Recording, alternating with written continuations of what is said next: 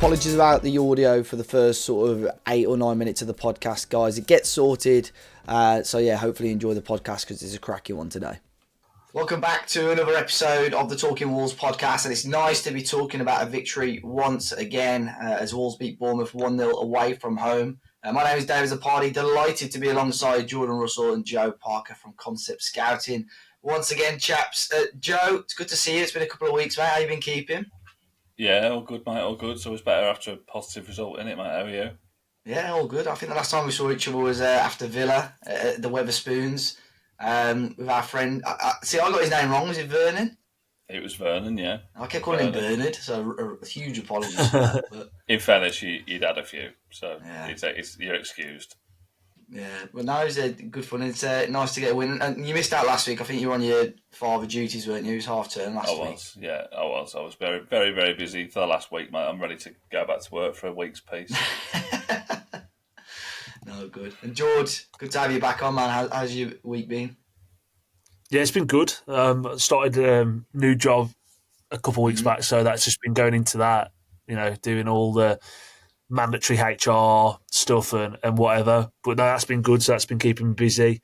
And yesterday, it was my sister's stepdaughter, I guess, or stepdaughter-to-be's birthday, so went and saw the family yesterday. And then today, I've played golf before the rain and everything that's come down. So, I won as well, so it was nice. It was nice to pick up the dub. 2 dubs this weekend. I wish we could tour golf, but I haven't really. Like I said, my experience goes no further than the driving range, so I haven't really got much to talk about there. Joe, as well. I saw you comment on my Instagram post. You got an issue with my Castor hat, mate? Mate, I think if you're kind of mincing about in Paris and you're wearing your typical, it was only one piece of Castor gear, I think. But, you've got to step it up a little bit if you're in them kind of places. It's not, it was a nice road there as well. It is. It's a long road there. When I went, we went in the summer, and it took me about 45 minutes trying to figure out how to actually get into the road because you have to go under the subway. You have to go underneath, yeah. Okay, mate, I was jaywalking across the whole roundabout. I was doing all sorts. I was running between cars and everything. There were like kids just like they had a death wish. They kept trying to run across it and stuff.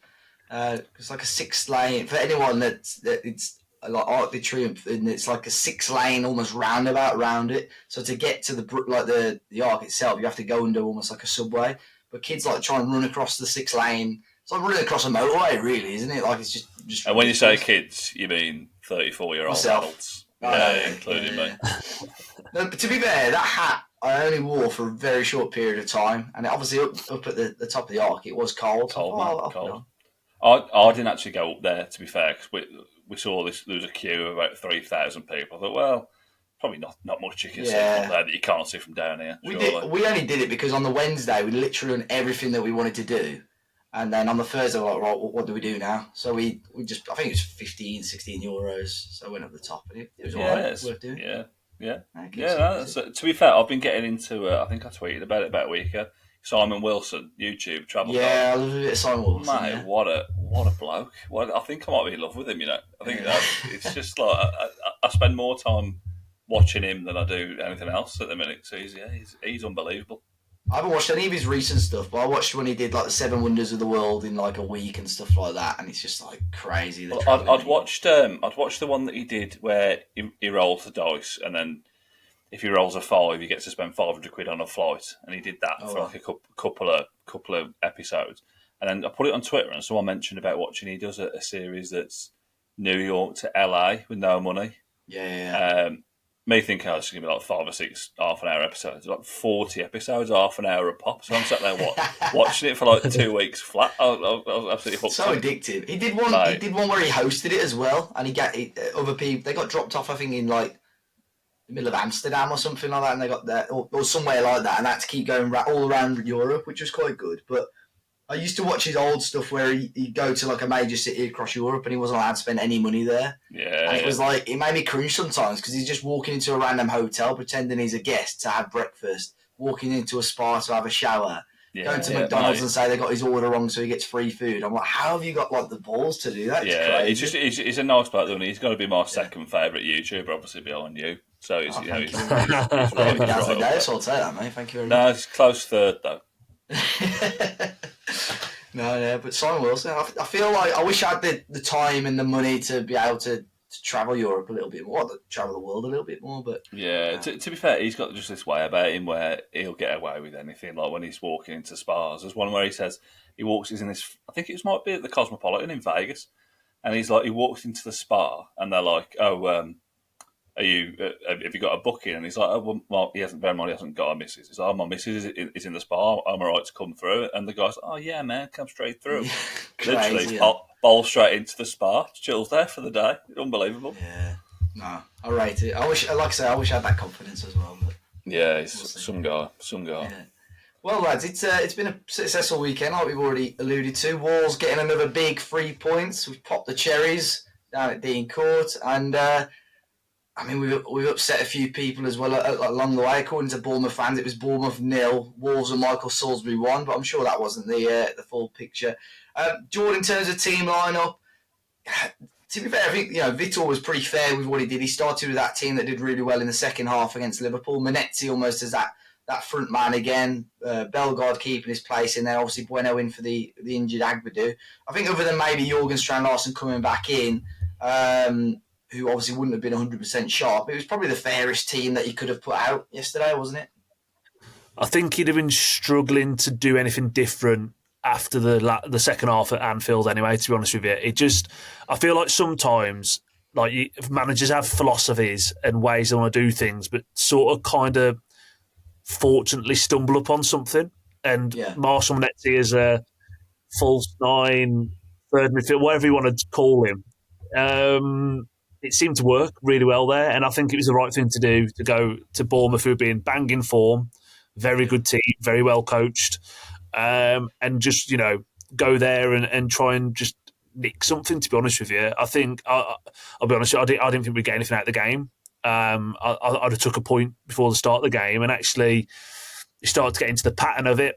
And those early chances, the Semedo one, and to be fair, Kepa makes an unbelievable save from Bellegarde. I think no one's really talking about that save. I think that's really top level goalkeeping, and we were banging it. I know the red card changed things, but I think in that first half, more so than the whole game, I thought the referee was poor for both teams. I think he was just getting cards out like left, right, and centre, and I don't think every foul needs to be a booking, but it seems to be at the moment, refs are either really lenient, far too lenient, or they just go the other way and just start trying to bring cards out straight away. And I think it's ruined sort of the flow of the games. But yeah, look, I think, I think actually when it comes down to that starting 11, again, I think Vitor Pereira got it spot on. Yeah, I think that in terms of the refereeing performance as well, I think it wasn't like he was completely biased towards Wolves, like you said. And I think, the red card, which we'll come on to as well, I thought he allowed, he got better as the game went on, genuinely. But that isn't the reason. And I think, Joe, you put some posts about this, not necessarily against Bournemouth, but about Marco Silva's comments for Fulham as well. You can moan at the referee all you like, but ultimately Bournemouth didn't lay a glove on Wolves in the second half in terms of having opportunities. If they had chances or were robbed of penalties or whatever, then fair enough. But they didn't, like Liverpool last week, Joe, another solid defensive performance from Wolves in the second half, because yes, we may have been a little bit sloppy, not, put them to the sword, but ultimately we really, really restricted Bournemouth from creating any clear-cut opportunities in that second half. Yeah, it was a funny one, because I think I put immediately after the game that we were kind of awful second half, which I stand by, kind of in an offensive kind of perspective. Going forward, we just couldn't keep the ball. In fairness, until Pedro Lima came on, strangely, I thought when Pedro Lima came on, he was a bit of an out ball. I thought I've always kind of supported Strand-Larsen, obviously I still will, but I think he's got to do a little bit more with some of the balls that are being popped into him. I think he's one-to-one against Dean Howson. You'd think maybe he should be winning more than he was, I think, second half. But that being said, some of the balls into him were really poor. Yeah. I think we were guilty of just trying that constant diagonal second half. But what we did do when we were under pressure, never really felt like they were going to do anything. It would have took something special for them to break through, I think. And whether that was, we had 3 or 4 different iterations of the back three with kind of Giga coming in and Bueno going off, and Semedo was dropping in with Doherty at certain stages. At Aït-Nouri was dropping back as well, in fairness to him. So for what I always think, when you make all these subs and change the team around so frequently, which I haven't got a problem with, but one of the negative parts of that can be you look a little bit looser and a little bit ragged, but they look really well drilled. I thought I've seen Giga copping stick already. I've seen Santi Bueno copping flack for the first half, where I don't think any of them have really put a foot wrong. I think the only error that I can remember is Doherty in the first half not cutting that ball across to Semenyo out. But in fairness, he put him under enough pressure to allow Sarr to get out to him. So I think defensively, it's night and day, really. And when we talk about set pieces, I thought we defended set pieces really well. But from a Bournemouth perspective, that's got to be the worst set of set pieces I've ever seen in my life. They were absolutely dreadful. And I think, maybe we got off a little bit lucky with some of the deliveries that they had, but they've got some really talented technical players in their team. And you wouldn't have thought so from the way we defended against them yesterday. We were really good defensively. Yeah, I think the second half especially. In the first half they created some good opportunities, but the way on a quick break how they could get in behind, I thought that some of the balls over the top and the quality of those final balls were actually okay. But like you said, as soon as they got the balls in the wide areas or from a wide free kick or corner, the delivery was barely beating the first man. I think Clive had really struggled with that. But I mean, fair play to Sarr, because again he came under a little bit of stick last week. But I think in terms of his command of his area, he did quite well with that. And going back to what you said about Giga as well, very very early days. Only seen him 20 minutes in a Wolves shirt, and I'm sure we'll start to see a little bit more of him. I think he had 2 where he sort of miskicked it or just misjudged the flight of the ball slightly. But other than that, I think you still saw the quality of defender. You saw his stature, what presence he's going to bring as a player. But even his quality on the ball at times was pretty decent, to be fair. Yeah. But, I think every set of football fans, we always... I think Manetti, who I'm sure we'll talk about, they almost get written off far too early, don't they? So Raul Jimenez playing a 20-minute cameo for Mexico in the World Cup, written off before he'd even put on a wall shirt. Cancel the signing, send him back. Yeah, look how that turned out. Jord, let's move on to the red card, because I think that's probably was the biggest moment in the game, really. Zabani sent off for a tackle on Aït-Nouri. Referee initially gave it as a booking. VAR told Salisbury to go and look at the monitor, which he changed to a red card. I might say controversial, but I think in this day and age, it's a red card, isn't it? Yeah. So, yeah, it is. I think, and rightly so, I think actually in today's day and age, it's a red card. And it's high. And I don't think anyone can really moan that it's been given as a red card. One thing I will say, where I think he's got really unlucky, Zabani, in terms of sometimes when players try and do someone and when they don't try and do someone, even playing football, when you're trying to do someone or you don't. I think he's stretching a little bit, and I think he's obviously studs have gone over the top of the ball. Then it's like pushed his foot higher. He's got Aït-Nouri, and you just don't get away with that in today's day and age. I don't think it was a malicious tackle. I don't think it's a bad challenge. I just think it's one of those unfortunate ones where he's just gone over the top of the ball slightly. And I'm not saying I don't like seeing red cards for that when it comes in our favour, but it's one of those where I think it's a strong yellow, and I think if it was a yellow, I'd have been okay with it. I would have been okay with it, honestly, just from I don't think he went to do him, but letter of the law and how everything goes. It's like today, and again, going off a bit of a tangent, the Olaina handball today. It's not really handball, but it's just got to be given, because that's just that's what the game is now these days, unfortunately. And yeah, like I say, it has to be a red card, but I do think Zabani's really unlucky. I don't think he's tried to do him at all. Yeah, I think, Joe, maybe 10, 15 years ago, players, like Jord said, may have got a booking for that. But in the modern game now, player safety and all that stuff. It's going to get given, is it? I think it's the correct decision in the end. Yeah, I think by the letter of the law, it's a red, isn't it? And I think that's a really good example of VAR doing what it's there to do. The referee's not seeing it initially, which there's an argument to say he was close enough where he should have seen it himself, really, because you can see the way the kind of impact it has on Ait-Nouri's ankle. But listening to Alan Shearer on Match Today was interesting. So I think his point was that he's won the ball, and the momentum of him winning the ball has taken him over the top. Which my argument would be, if you're tackling at a level that is above the height of the ball, it's too high by definition. You're going to go into someone's shin. So all that does is confirm to me that it should be a red. I think he's unlucky, but I think you can see that almost. I don't think he's gone in to hurt him. And it's like with those kind of tackles, you want to kind of that they were almost trying to get back on top of us, and I think Zabani, in fairness to him, was trying to get a bit of momentum back and it hit someone, not necessarily to hurt them, but to kind of maybe get the crowd up again, which I don't think they necessarily need to do. There's not many of them, is there? So I think the kind of the level of aggression he's come in with probably hasn't helped, because he has jumped into it a little bit. But the one thing I will defend Bournemouth fans for, in that instance, I think most people, if that was the other way around, we'd be whinging about it. Oh, for sure. But yeah, that doesn't necessarily mean that it's not a red, because I think I think by the letter of the law it has to be. And when I saw the replay, particularly, I was screaming at the screen that it's got to be a red. So I think they were unlucky. I think the referee wasn't particularly brilliant anyway, to be honest with you. I think he's another one of these referees yesterday where he's almost intentionally trying to put a mark on the game. And it's like, with Joe Gomez, listen to Dave Edwards on commentary, and Dave Edwards was completely right. We're going to have to take Joe Gomez off at half-time, because this referee, he ain't going to let a lot go. And when you've got players like Cook and Christie and Gomez and Andre in the midfield, that's the kind of battle you want to see. You want to see players not necessarily hitting each other, but you want to see a competitive game, and he was just stopping all the momentum that we had. So that was frustrating. We came on the right side of it yesterday, but there's been plenty of times that we haven't.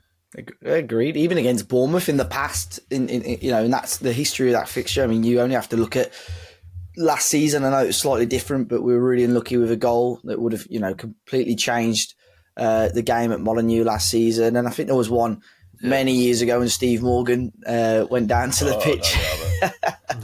Van La Parra and somebody else was sent off as well. It was Harry Arter, wasn't it? Yeah, Harry Arter got sent off. Doherty got sent off in the last minute, didn't he, after that as well? So we went down to 9 men. Harry Arter got them both sent off, I think, from memory. I think so, yeah. There you go. I think the referee, Salisbury, as well, whenever he kept coming up on the screen, it looked like he just got out of bed.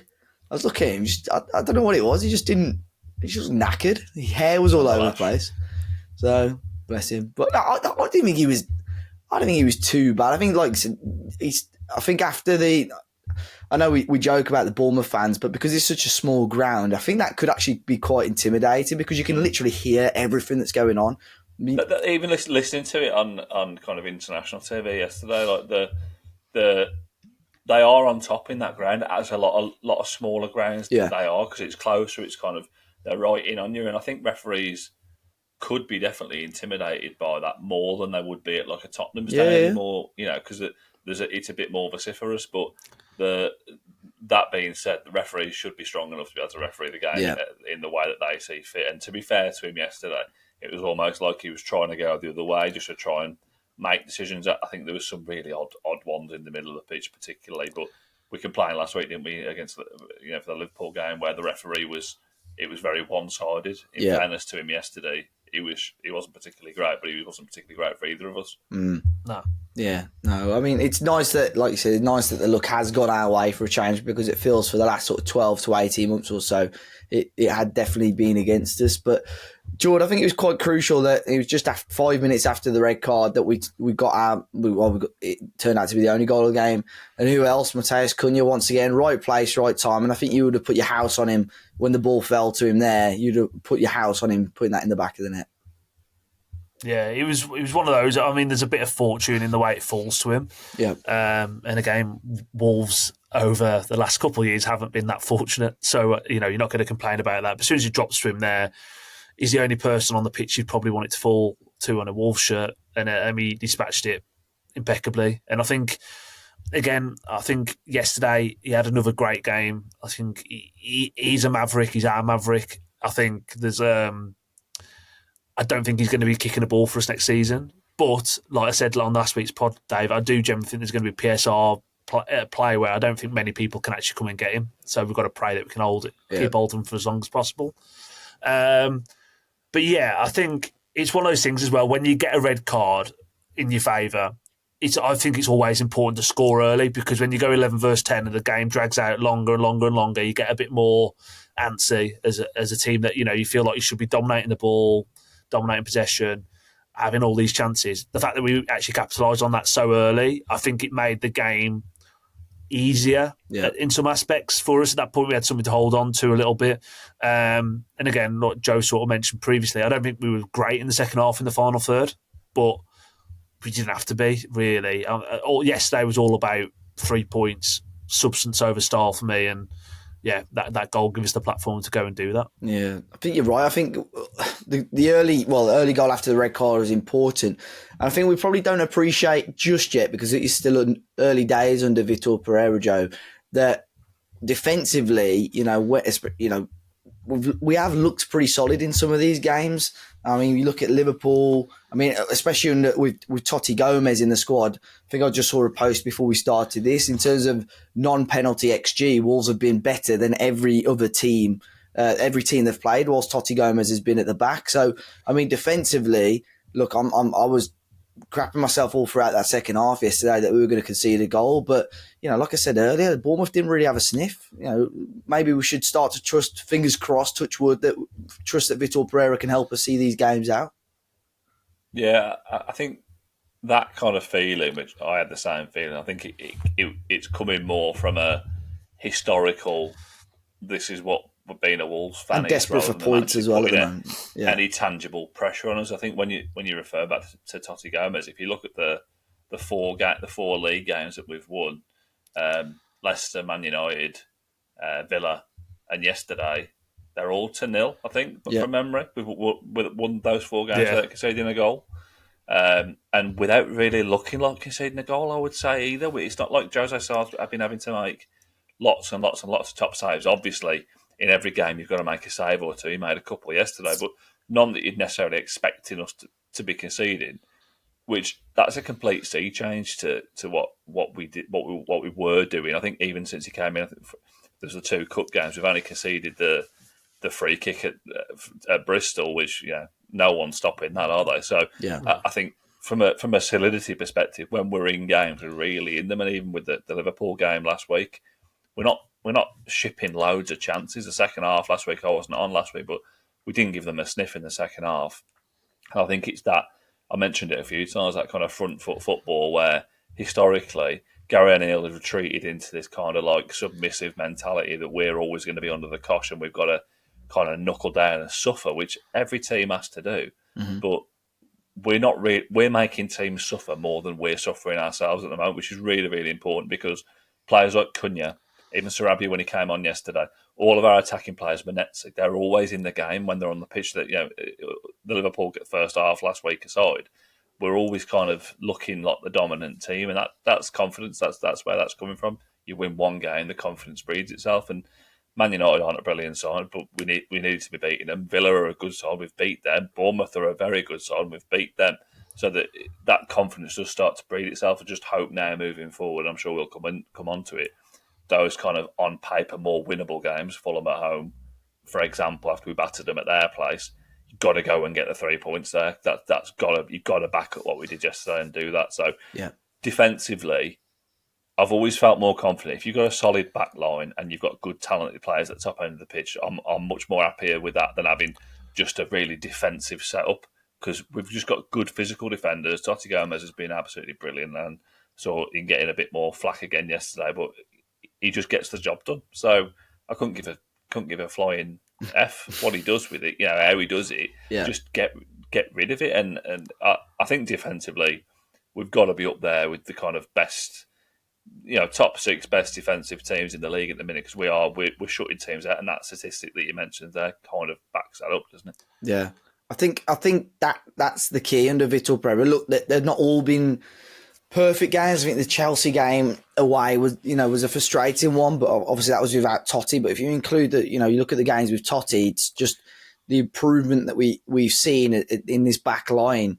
And I think that was the most important thing. Under Gary O'Neill, we were scoring goals, but we were shipping a hell of a lot of goals, a lot from set pieces, which you alluded to earlier. We looked much better in terms of defending those, although Bournemouth weren't brilliant in terms of their deliveries. But I think it's a massive part. It's going to be a huge reason if we stay in the Premier League is due to Vitor Pereira sorting that defence out. He's had a pretty decent record defensively in the past, and I think the system definitely helps that. But, I mean, George, you look at the personnel, these are, yesterday's backline, for argument's sake, were all players that were available to Gary O'Neill.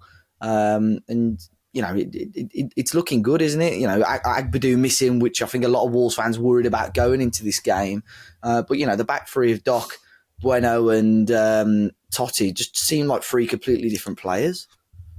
But it's mindset as well. I think that's the big thing there. And sort of, again, Joe mentioned it then, but it is mindset about this. It's confidence.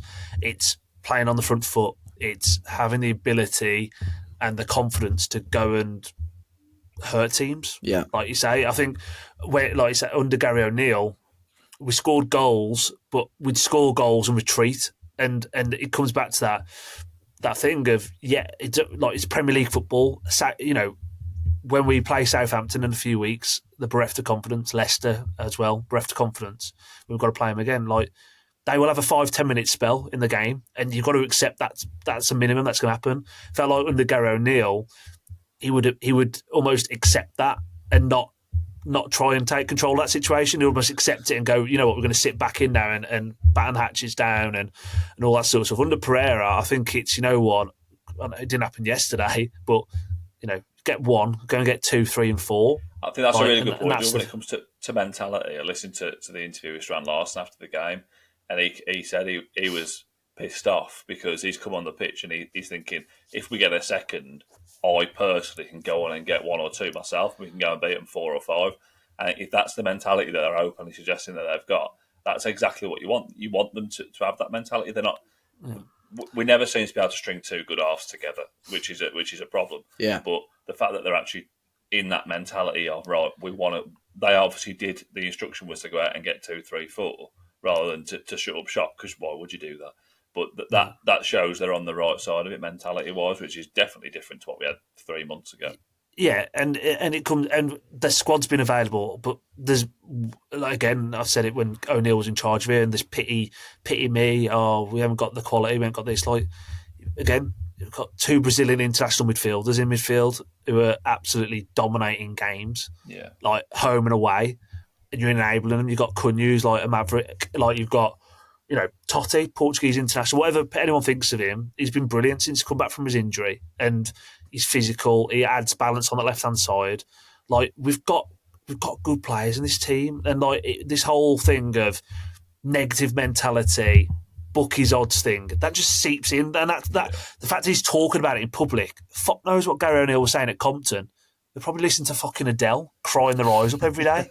It was just a negative black cloud, and it needed to go. And as soon as you lift that, again, I think there's so many more gears to this team. Yeah. I really do. We should pull away from the relegation zone now, and I don't think we should be looking in our back, in the rearview mirror anymore. Just finish this season as strong as you possibly can, and build a foundation for next season. Because the last few seasons, we've gone out, the seasons have ended in a whimper, and we've been losing games, bad form, runs into the next season, fighting relegation again. Actually, I think we need to look at this as this is the start of something under Vitor Pereira, where there's no reason why, with the quality of squad we've got, we should be in and around 10th, 11th, 12th. I think that's where the ability in the squad, we should be there. It's not a guarantee, because I think there's a lot of good teams who are very similar to us as well. But there's no way we should have been even flirting with this. And a lot of that is down to Gary O'Neill. It's down to Gary O'Neill, tactics, mentality and everything else. And I'm just glad that we're now pulling away from that.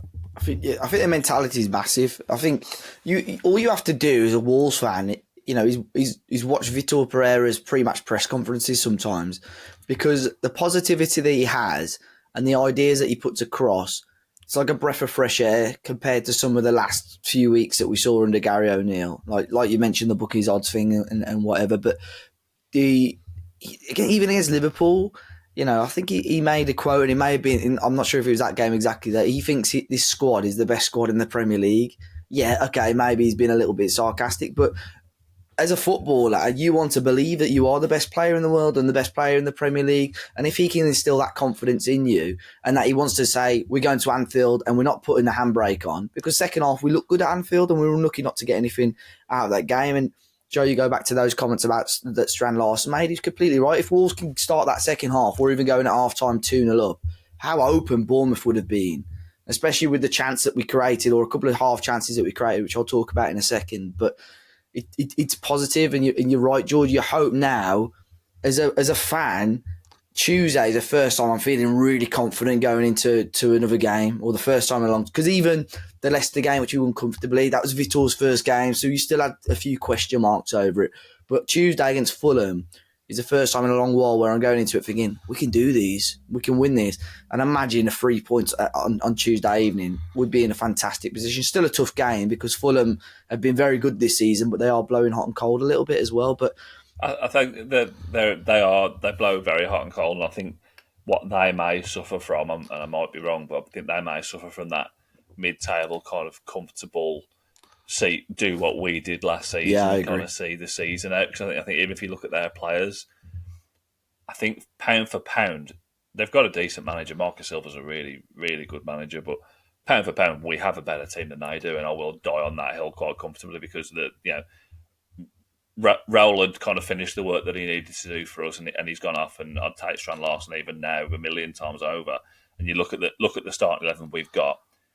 Calvin Bassey is someone that kind of scares me. People talk about Totti Gomez being scary, but he scares me to death. We should be putting them to the sword on Tuesday. I was going to say.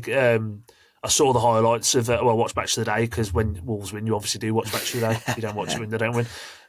Calvin Bassey for the second goal, for Munoz's goal. My God, it was bad. And that, bad. If you look at where we are, Jordan, I think they're 10th, 11th, 12th, so they're up there, aren't they? That where they are in the table compared to where we are, it's absolutely criminal. That not only have we got in a position as a club where we're here, but this season on the pitch, if you ignore everything off the pitch, because this 11 that we've had since the start of the season is more than good enough to be 5, 6, 7 places above where we are now.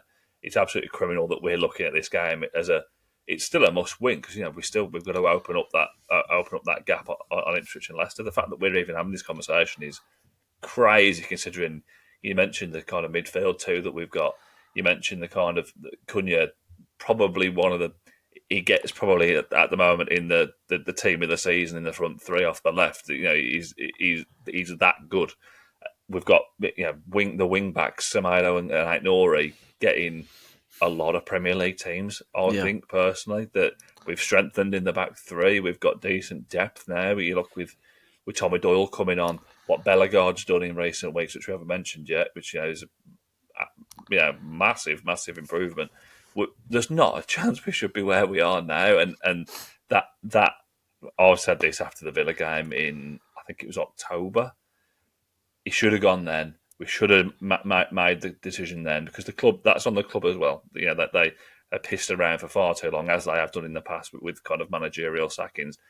Cut it off, get the right man in, and even if you have to write this season off, you're still finishing 13th, 14th. I think not finishing 17th, because we're going to do very well to finish anywhere above where we are now.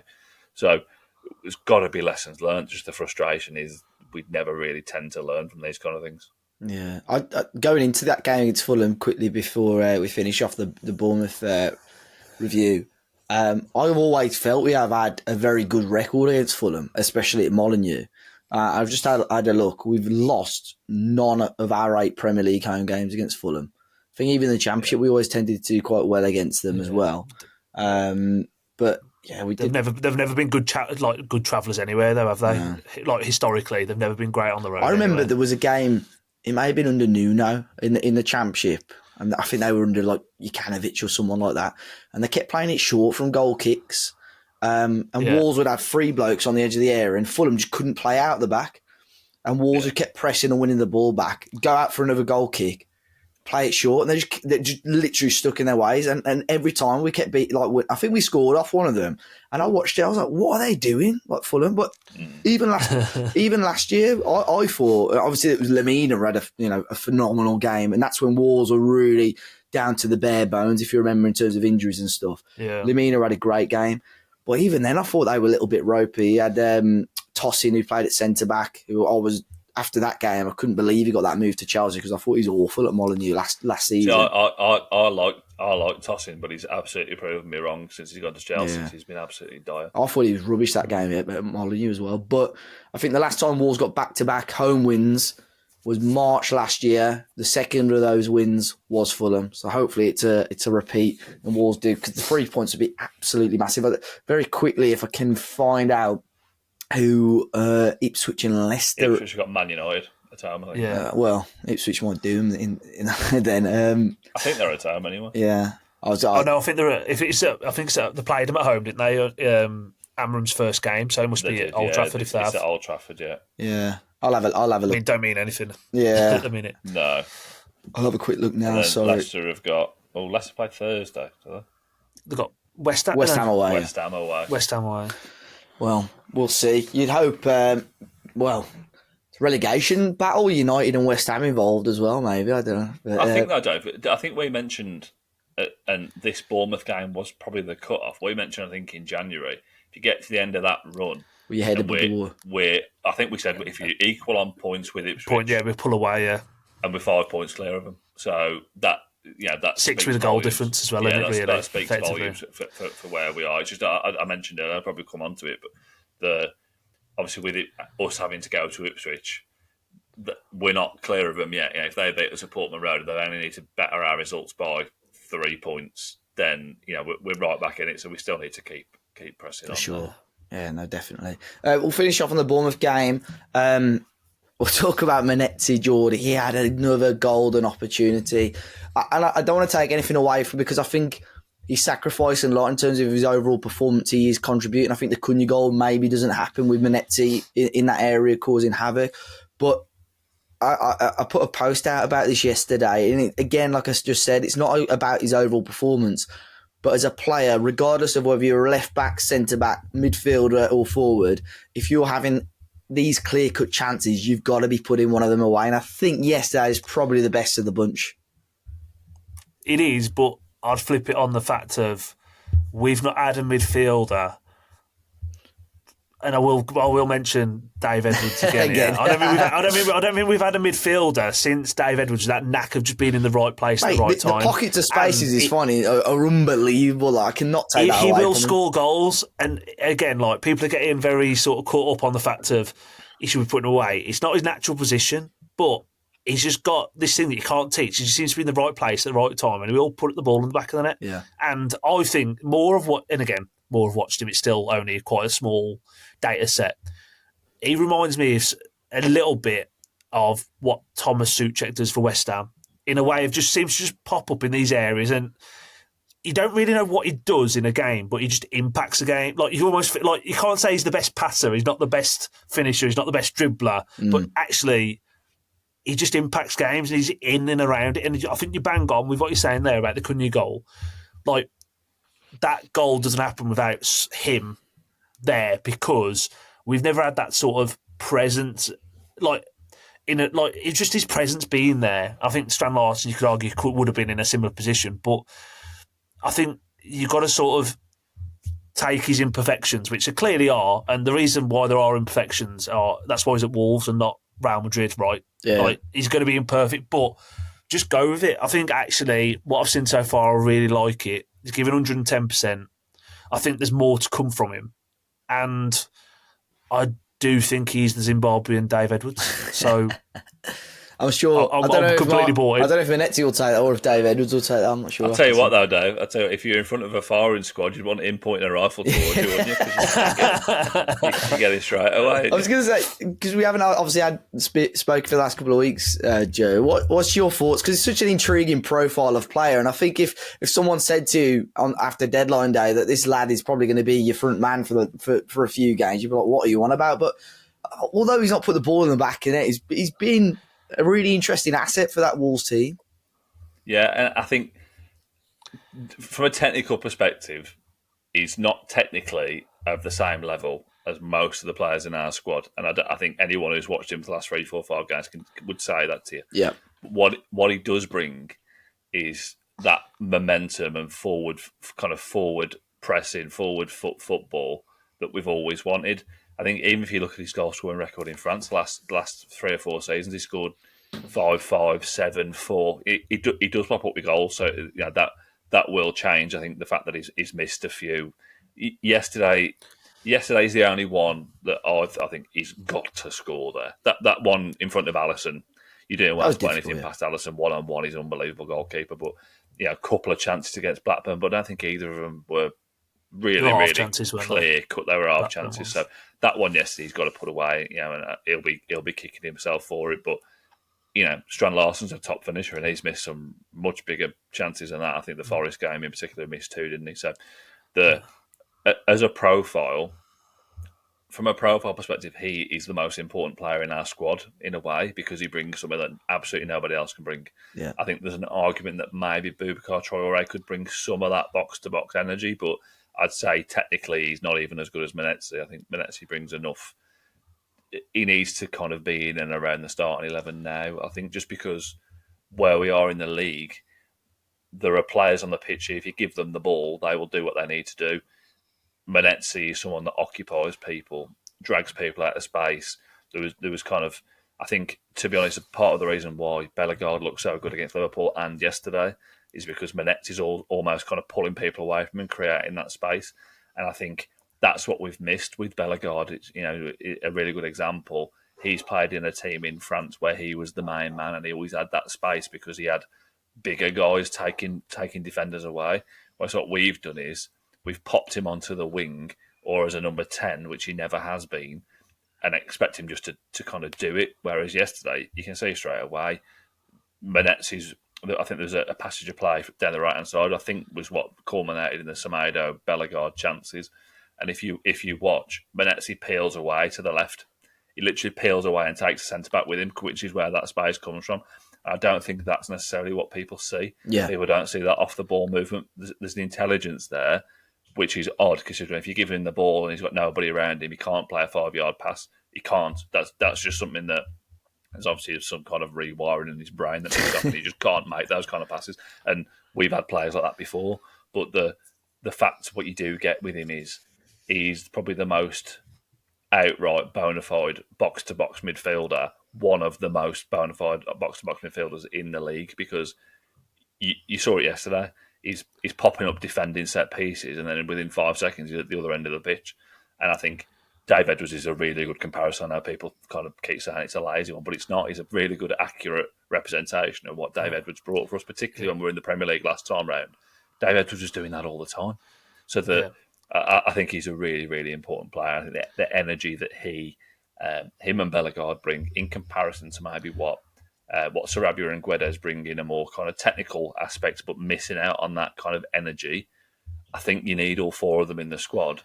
But given where we are now, we need more of Bellegarde and Menezes getting us on the front foot and kind of breaking play up, winning the ball, getting up the pitch. I think he's a really, really interesting one, and I won't have a bad word said against him because it'll be a big reason about why we stay up this season. And that's the thing, and you bang on as well what you're saying there about the squad profile and stuff like. You can't have similar players, and I think we've almost been a little bit guilty of that at times. With our, you got these number 10 inside, whatever you want to call them, who are just technically good, haven't got explosive pace, haven't got a lot of power, and they're just sort of float in and out of games and somewhat flat track bullies. If we're on top, they'll be good. If we're up against it, they shit themselves. He's just gonna be like blockbuster for me. I think he's going to be involved in all assets of the game, both ends of the pitch, and again, I like him. I know it's a lazy, like you say, a bit of a lazy comparison to Dave Edwards, but the reason why I say it is because people would slag him to the hills about his technical ability, what he couldn't do, and it's actually but he's getting on the he'd score important goals and be up and down the pitch, and he's almost, especially when you're a team and again, I know we said we're better than what we are, but let's call it a struggling team in the Premier League right now. You need players that can play both, get up and down and always be an extra man for you, and that sort of physicality and that sort of stamina, as it were, to be up in both boxes at any given moment. It's worth its weight in gold. I think it's really important, Jord, as well, that we have players that get the fans on side, and I think those technical players that you mentioned, I'm a big fan of Sarabia, less so of Guedes, but I think he brings things. I think Hwang brings things to the squad, but naturally he's a kind of less energetic player off the ball, let's say. So when you've got these players off the ball, it sometimes looks like Menezes is a good example, and Bellegarde actually, where they're just like kind of running around like blue-ass flies, just kind of blindly. They get the fans on side, and that's something that's really, really important. Agbadu is a good example. He just flies into challenges, controlled, but he flies into challenges. I remember Ryan Bennett. Ryan Bennett was an absolutely terrible technical footballer relative to the rest of the squad, but he brought that kind of heart and passion, and he was a big part of why we were so good for those years. It's not all about 10 out of 10. No. 150 grand a week. When we signed Ryan Bennett, if you said he would still be as our main right centre-back throughout a Premier League and Europa League campaign, you would have got laughed at. But you completely I remember right. getting the notification through that we signed him, and I thought, what the fuck we signed him for? Yeah. And 3 months later, you're thinking, right, okay, I get it. Yeah, exactly. Well, that sort of makes me think for Tuesday now. I think Vitor's got a little bit of a selection headache, because you would probably think Strand Larsen would come back into the team again. Bellegarde maybe keeps his place, but then is there a place for Menezes in this team, or does he keep Strand Larsen on the bench? I don't know. Jord, what do you think? I'd keep it exactly the same again.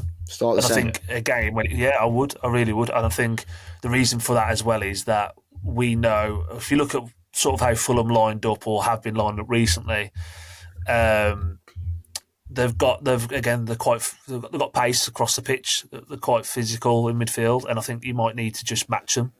And I think actually, again, Menezes could be that guy that sort of just basically, if you get Menezes and Bellegarde doing the jobs they did against Bournemouth, it doesn't matter what Cunha does, in a way of just, he can just float around and do what he wants and walk and whatever he needs to do. Just get him as far up the pitch as possible where he can hurt Fulham. I'd keep it exactly the same. And I don't know how you can change a winning team, to be honest with you. And again, I'm a fan of Strand Larsen. I think he's been good for us in a poor team. And I think I'll really want to see him in a confident Wolves side. Which actually, I think it's a completely different kettle of fish, actually, when you've got a team that fancy themselves a little bit and a centre forward who I think does put the ball in the back of the net more often than not. I think it'd be interesting to see how he is coming back into this. But for me, on Tuesday, I would just keep it the same. And I don't think you can change it, to be honest. What do you reckon, Joe? Same? I'm kind of leaning towards doing the same. There's certain players that you can't drop. You can't drop either of the double pivot. You can't drop Bellegarde, the form he's on now. It's a toss-up between Strand Larsen and Menezes, then, isn't it? Really? Yeah, and I don't see a reason why we would take Menezes at this point. Now, I think Strand Larsen said in his interview, which seemed like a bit of a, maybe I'm reading too much into it, but he kind of said, I was ready to play last week, but the manager kind of went elsewhere, because he obviously thought he was fit to play last week, which would suggest Strand Larsen thinks he's fit enough to be starting games now. I think it just comes down to the manager's interpretation of how he wants to play, specifically on Tuesday. I completely agree with Jord. I think if you're looking at a midfield of Sasa Lukic, Sander Berge was their kind of their midfield, with kind of Smith Rowe dropped in. I think the extra midfielder, almost, you say front nine, false nine, kind of in front of the two, with Cunha and Bellegarde maybe moving through the front. I think that's where we overrun the midfield. I think there's more energy in that three of Andre, Gomez and Menezes than there is in Sander Berge, Lukic and Smith Rowe. So I think that, and I thought this yesterday watching Bournemouth are a very good side technically, but I had a feeling, and Joe Gomez and Andre tend to dominate the midfield battle in most games when they're playing together, in the same way Bellegarde did against Villa. But Sander Berge and Sasa Lukic are kind of less mobile, I would say, than most. Which, the Premier League footballers, they're obviously half decent, but when you look at Bournemouth, Ryan Christie's a great technical footballer. I know he makes a lot of tackles, but he got absolutely bullied yesterday in the middle of the park. So I think the midfield battle is what's going to carry us forward. And I think Menezes, you can't take him out of the team. You don't change a winning team. Is always my approach. We're creating a bit of a Menezes fan club here. We'll keep an eye on it. But saying that, I've been quickly touching on the individual performances. I've got both of you here, pretty much founding members of the Andre Appreciation Society. Jord, another unbelievable game. And to be honest, I did my post-match reaction and I realised I hadn't even mentioned him, but fantastic game from him. And when he celebrated, I mentioned it on my social media walls, and I think, Joe, you posted a video of it as well, him celebrating the fact that he's won a tackle and it's led to us winning a goal kick. He's really, maybe it was him, Gary O'Neill, trying to ease him in, but the fact that he wasn't starting every single game, but now he's one of the first names on that team sheet, isn't he? Yeah, well, 100%. And I genuinely think he'll be the best player to have played for Wolves in terms of in the Premier League. I think he'll go on to have a career. I think he'll go on and play at the very, very top. He'll very, win very European top. Cups and all sorts. He will. He's different. I don't even know how to describe. He's just I've run out of adjectives for the guy. And I think Gary O'Neill, I think, was possibly trying to ease him in, and I think again, like Gary O'Neill, Sean Derry have probably come from that sort of, I don't want to be lazy, with the Harry Redknapp school of thought, and he's a new boy, a bit of the foreign signing, he's a scapegoat. I'll get him a trusted warriors and get him in and whatever. And I felt really uncomfortable that he took him off against Man City. Yeah. He said, he wasn't listening to the plan and stuff. And it's like, well, what's the plan against Man? What's your fucking master plan against Man City? Like, you're sitting in and we were doing okay, and then you took him off and we lost the game. And yeah, I think it's just a lot of. I think he got lost a little bit in the way of how it was going under O'Neill. I think he probably got a bit of disillusion with the coaching and management as well at the time, because I think he had a bit of a dip, but I think he was also probably very sort of, I don't even know what the right word is now, a bit petrified to put a foot wrong, and almost played within himself because he was like, well, I don't know what I'm doing wrong here. Just let me go and play my game and influence the game. And I think that again, him and Gomez playing next to each other, bit of familiarity. They just seem to be getting better and better and better as a pair. Yeah, and he's just he's incredible, and I can't believe there's fans saying Tommy Doyle should be starting over him, for example. That's not a slant on Tommy Doyle, but he ain't Andre. And this whole and again, I know someone else tweeted me saying, it's just a shiny new toy. It's a fucking great shiny new toy, and I'm going to keep playing with him every week. And you know what? It's absolutely hilarious. I had so many people giving it the big in, especially at the end of the summer window, but in this window as well, saying Andre was a luxury player that we didn't need to buy. Obviously not.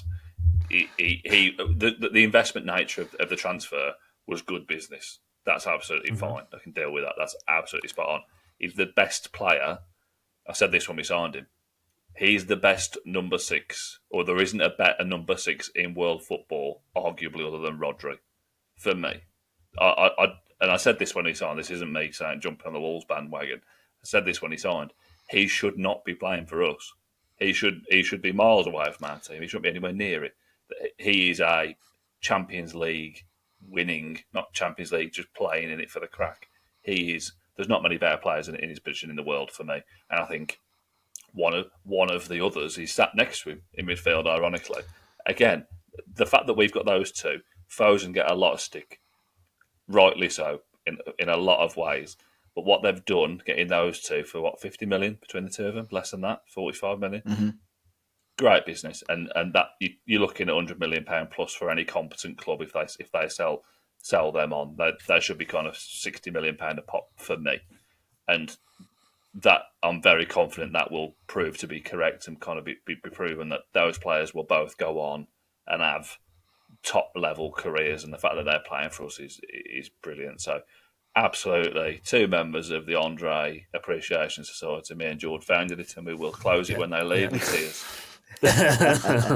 I mean, just another unbelievable individual performance. Bellegarde, who we've mentioned a couple of times, just showing a lot more confidence now. I think that Villa game has just given him such a big boost. Just even his confidence on the ball now. There's a couple of times where he's really, he's pressed quite hard. He just managed to sort of wiggle his way out of it. Unlucky not to score towards the start of the game. Obviously, Semedo shot off the post, and to be fair to Kepa, made a really smart stop. I don't know what else Bellegarde could have done there, but overall, and I think even Vitor Pereira, you can see João Gomez obviously getting booked right on half time.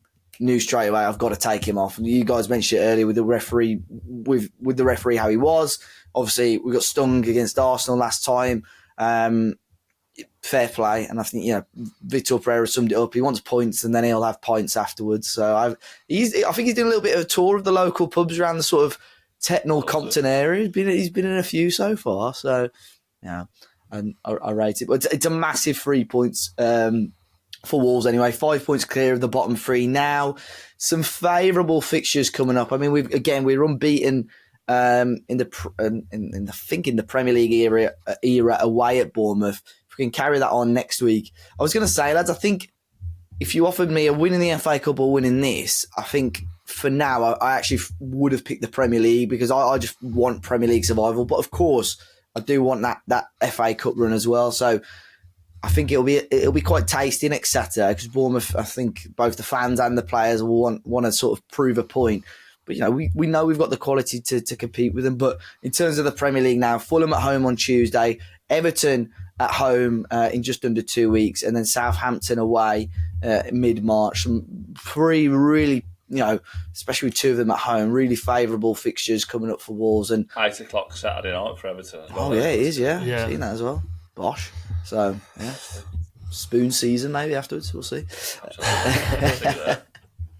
But yeah, lads, I really enjoyed that. We'll jump into the questions quickly. I put a post out yesterday and we'll fly through a few of these before we finish off. Andy Hipkins, with Nelson Semedo and Matheus Cunha unlikely to remain at the club next season, which current player should be our captain next season? Jord, what do you reckon?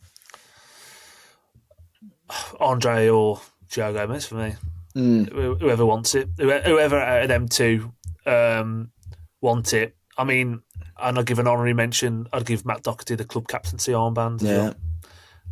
Agbadu's had a few shouts on the replies as well because he captained at Rem as well. So, or Ream, however you pronounce it. Rants. Yeah. Well, there you go.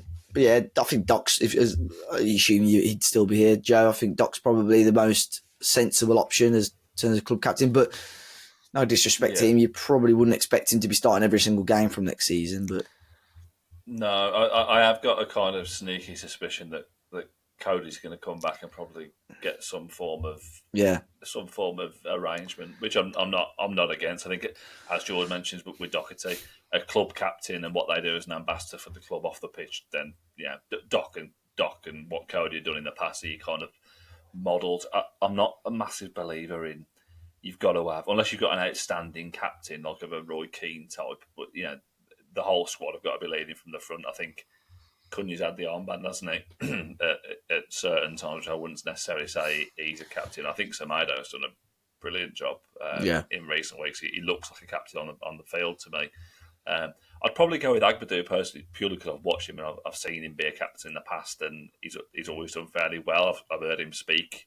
I mentioned when we signed him, he's done a few podcasts about leadership, management, and kind of how he sees himself as a leader, without getting too Jake Humphrey on it. I think he's probably going to be a player that comes to the forefront in the summer as a kind of leader in the squad, which João Gomez and Andre already look like they are on the pitch. So you chuck the armband to most of our players. I think Tommy Doyle's a good example. Tommy Doyle's captained us before and done a great job. So the profile of the squad's kind of moved a little bit now away from kind of those shy and retiring types. It looks like we're back with having a group of leaders, which is really important. Yeah, for sure. It'd be interesting. Obviously, a lot can change between now and then. You'd assume it will be an existing player. Hopefully, we'll see Semedo maybe sign a new deal, but we'll wait and see. Amar's Music Show. If we stay up this season, do you think the club will go into the following season with the mentality that we'll be fighting relegation, or do you think they will expect us to push up on the table? I think they have to. If Wolves stay in the Premier League, Fosun and the club have got to see this as a major wake-up call. And, they've got to make sure, Jord, we're not in this position again. Surely. I'd like to think so, but I think it comes down to actions speak louder than words, because we had the scare when we brought Lopetegui in, got away with it. We had a season where we had a season, under O'Neill, they should have backed him in January because the momentum was there. We had a good sort of December, January period. They should have backed him, and I genuinely believe we'd have been playing in an FA Cup final if they had, and give him a couple of players, which is mad to say because he was, he's not very good. But I don't know. They should, but I don't know. What I've seen in recent years doesn't fill me with the confidence they will. I do feel like they probably got it wrong this summer. I think they know they left them a bit too short. The only thing that might kill it is if we pull away from the relegation zone now, which I genuinely feel like we will finish double digits ahead of Leicester or Ipswich from now on. I really do. Whether they just think, you know what, the teams that come don't stay up these days. So do we need to? I like to think there's a bit of ambition there, but I just don't know. I really don't know what it is. It's hard to know. Obviously, Johnny Phillips had spoken about how Fosun are going to change and so on, but surely they can see what we achieved in the first 2-3 years in the Premier League and think that's achievable again, especially when you look at of course, you would expect some of the traditional top 6 guys to book up their ideas from next season, but you look at some of the teams flirting with European football at the moment. Why can't Wolves be up there? You've got to look at it in 2 ways, haven't you? I think they've got used to the Premier League money now. So the Premier League money is the bare minimum that they want to bring in, which you can see straight away the way they panic. Not every January, because they didn't last January, but 2 Januaries out of 3, they've panicked and spent a shitload of money, and half of the best players in our squad have been recruited in January windows out of desperation. So, maybe if we'd have done that last January, we'd have had an even better squad. But the Premier League money is the important thing for them. If you said to me, or if you said to Fosun, for the next 10 years, are you happy to finish 17th in the Premier League? They wouldn't publicly say it, but from a financial perspective, they would be. Yeah, so all day. The only kind of added benefit that comes with not finishing anywhere between finishing 17th and finishing 8th, I don't think it makes a difference to them. I don't think they care. The push is ready to finish in Europe and kind of get their additional brand exposure. Then they've got to go and spend. I think that's probably going to be a closed shop now. I think they probably recognise that, which is what's going to push them to sell in the end. The fact that they're not going to be able to break into the top 8, given the way the kind of big 6, Newcastle, Villa, Brighton and Brentford have done it, but they've done it early enough to kind of establish themselves as that kind of club. We're kind of trying to operate this self-sustainable model, which is really what's going to stiff us in the end, because you're always trying to replace players. So I think, coming back to Amar's question, they'd be quite happy to finish 17th. I don't think that they're interested in finishing 15th or in 10th. They want to finish either in the Europa League or 17th. Yeah. And that's the issue, because if you look at even the players, if you look at Fulham, I still think we've got a better squad, but if you look at them signing players like Emil Smith-Rowe, that's the kind of signing that you make to try and push into Europe. We would never ever make that signing, would we? No. Look at Forest. Even the likes of Callum Hudson-Odoi were kind of low money, low risk signings, but they're the kind of players that will take them to Europe this season because they've strengthened the squad. Murillo, Milenkovic, they've signed. They've just got a really solid squad, and they'll finish in Europe probably this season, just about. Even though I know they're falling away, they'll probably finish in Europe. They'll have a good season next year, and then they'll probably fall away themselves. So the issue with Fosun is that there isn't really much interest, I don't think, in pushing on. So if you can bring in whatever it is, 160, 170 million pound a year, just by staying in the Premier League, I do kind of get it, if I'm honest, from a financial perspective. If you take the kind of heart that we have for the club out of it, I get why they would want to do that. That being said, as a fan, you don't want to see that, and you don't want to be charged like your ring piece for having a season ticket either. So it's they take 17th every season. Yeah, I am interested. Someone messaged me a couple of weeks ago about the self-sustainable thing, and obviously it's been going on at Wolves the last 2 seasons now. I think maybe this is going into the 3rd season. And I do wonder if it'll get to a point where it sort of starts to work, because yes, we've signed a lot of young players, but Semedo, we all of a sudden starting to see Pedro Lima getting more opportunities, and I think he looked quite bright again yesterday, and I assume he'll get more and more opportunities between now and the end of the season. But you move Semedo on, you've almost got Rodrigo Gomez, whose versatility is great, or Pedro Lima ready to step up. You've got Ryan Aït-Nouri, who may well move for big money, or Hugo Bueno, one or the other. One of the other might replace the other at left back. You might all of a sudden start to see over the next summer where this self-sustaining thing it starts to motor on. Not saying that I think it's how you progress as a club, but I think Fosun may start to reap some sort of benefits, and it might well help us. We start to see Cunha. We have no doubt probably will move on. I haven't really got a like-for-like replacement for him as of yet, I don't think. But I don't know. It'll be. I know you've mentioned, Dave, about teams just come up and then go back down, and then teams then come back up and go back down. I think over the years, and Kieran Maguire talks about this quite a lot, about teams, about how much of a gap there is between the Premier League and the Championship. But I do think Leicester are a good example. Leicester's recruitment's been really bad, but they've spent a load of money. Yeah. So it only takes one of those clubs or two of those clubs to get it right. And if you look at Forest and Bournemouth, Bournemouth are a good example. They went up and down that frequently. They can almost plan for the long term and build a Premier League squad, which is what they've done. Yeah. So if you look at Leicester now, they'll lose some players in the summer, but they've still got 4 or 5 players that are Premier League quality players now. Not many, but they've got 4 or 5. So they'll go back down. They'll get the parachute money if they don't come back up. But when they do come back up, they'll get another 100, whatever it is, million. So I think clubs like that kind of gap is actually not in the Premier League.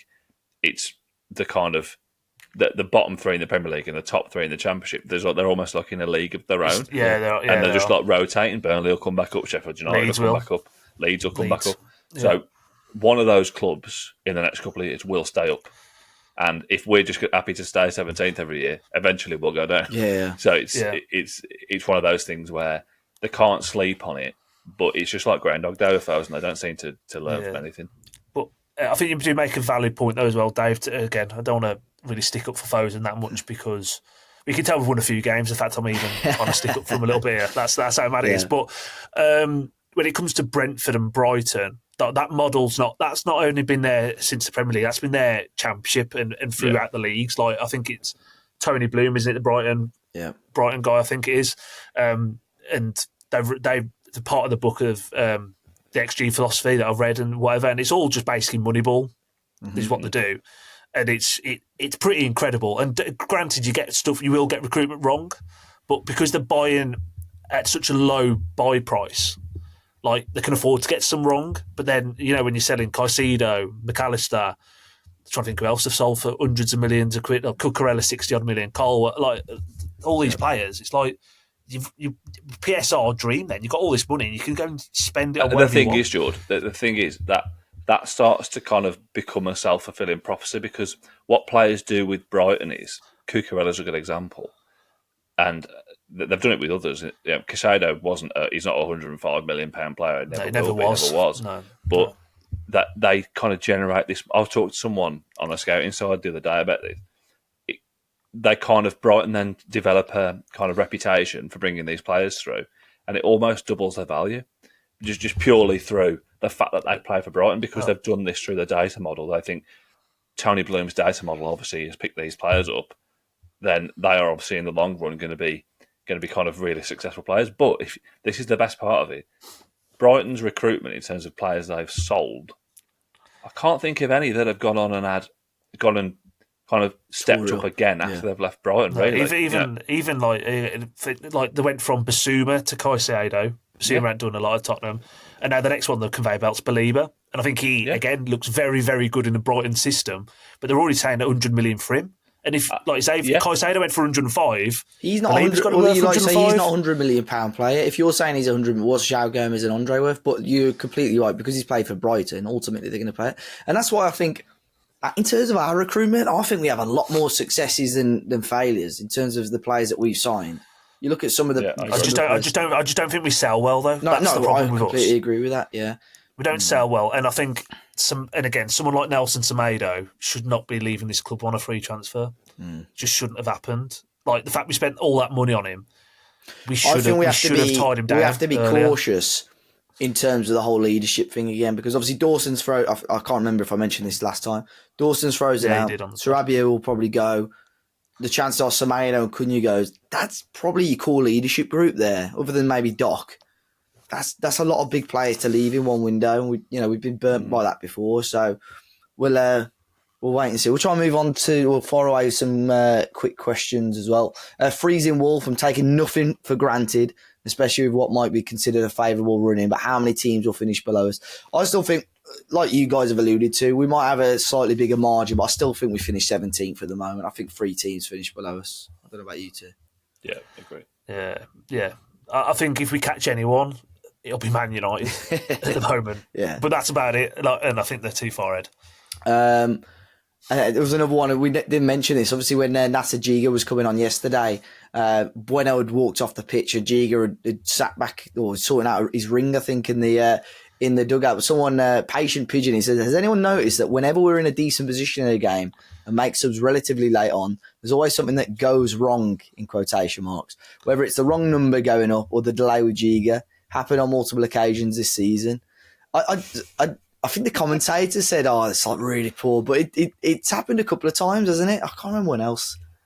Was it against Liverpool as well? Giga, yeah, it's his first Premier League game. He's got his head up his arse, hasn't he? I think it's Vitor. I've got a feeling it is Vitor, though. Into what, intentional? Yeah, I do, yeah, genuinely. Don't tape your ring up, wait. Yeah. As the ball goes out, all right, fuck off back to the dugout now, sit down. You see it sometimes, this is completely tactical, it's not when Jose Sarr randomly goes down, it's a chance to reset, because the goalkeeper obviously can't go off the pitch. Like if a player went down and the medical staff came on, a player's got to go off I love that though, because it really winds Adrian Durham on talk up, and that I heard him talk about it. Pleasure. That makes me happy. So, but it is right. It is right. Every hits 30-minute mark, and Sarr's all of a sudden got a problem with his ankle. Like, was it against Liverpool though? The failed sub. There was another failed sub, or Villa. No, it was Liverpool. Semedo he had a bloody shirt, didn't he? And then they were going to get Aitnery off. Then Semedo couldn't get his shirt back on, like watching it at Anfield, because I think he was that much sweaty, he actually couldn't get his shirt over the top of him. So no, just fucking leave me. You go So that one might have been that one might have been unfortunate. But I don't tell it that way, to be fair, but I hope that is the case. Yeah, it'd be brilliant. He literally couldn't get his shirt on for about 2 minutes, and then I think literally in the last couple of minutes, I think Pereira was like, just fucking sit down. Yeah. No, I think I thought that though yesterday. I was like, because he was there waiting for ages. The ball goes out. I think we were about to take the corner, aren't we? And Bueno goes off. He takes a while because the Bournemouth players are trying to tell him to tell what side of the pitch to go off. And then the camera pans to Giga and he's nowhere to be seen. So my heart sank now because that's such a Wolves thing. You're playing against 10 men and then you can see the goal when you're down to 10 men because you can't make a sub. Yeah, I know. Bueno had gone off, hadn't he? Yeah, they told Bueno to go back on. There was another time someone had gone off injured. I think it ain't Nori. There was a spell for about 30 to 60 seconds when ain't Nori had gone off injured where we had 10 men as well. I think someone can't think it was Bellegarde filling it at left back, but we got the job done. I appreciate everyone that sent their questions in. I think we covered a lot of what was mentioned, but apologies if we missed out your question. But lads, it's been a pleasure. I really enjoyed the podcast today. On to Tuesday at home to Fulham. Hopefully we get Molineux rocking and fingers crossed it's 3 points again. Joe, thanks for jumping on. Where can people find you if they wish? At Concept Scouting, mate. Perfect, mate. Drop me a follow. We're doing quite a few pieces at the minute, been working with some Norwegian, Danish clubs, so we're doing quite a little bit of interesting content at the minute. So come and have a look. To keep my eye. Are you giving any data in the shape of the pizza? I have actually. I posted about it on Friday. This was the less glamorous side of the kind of part-time job at the minute. But I was scouting Bradford against Newport for another League Two club. And what I try and do when I get given, because it's on video, I try not to look at the score, because obviously sometimes with League Two, so I don't generally tend to keep up with it as much as I used to. I thought I'm not going to check the score, but I kind of navigate. I went onto one of the football apps on my phone, so I wanted to get the lineup, because I have to do a graphic for the lineup. And I saw straight away 0-0. Oh, God. and Bradford had a player sent off in the 17th minute, so it was just backs against the wall for like best part of 80 minutes. So it was. Isn't Thingy there, by the way, now? Graham Alexander's manager, isn't he? Is that right? Yeah, and then Bradford? the interesting thing, Lewis Richards, ex-Wolves left back, he's at Bradford, and he's actually statistically the best left back in League Two at the minute. He's doing really well. He's pretty highly rated at Wolves, to be fair. He's injured at the minute, so they've dropped off, not necessarily dropped off a bit of a cliff, but they're kind of missing him. So he's doing very well for them. But yeah, it was a fun Friday night. No, if we get the transfer podcast back again over the summer, we'll have to get Domino's or Papa John's as our sponsor. Maybe we'll. Let's do it. Yeah, we'll see. Or we go and film it in a Domino's or Papa John's. Fume maybe if they want to sponsor us.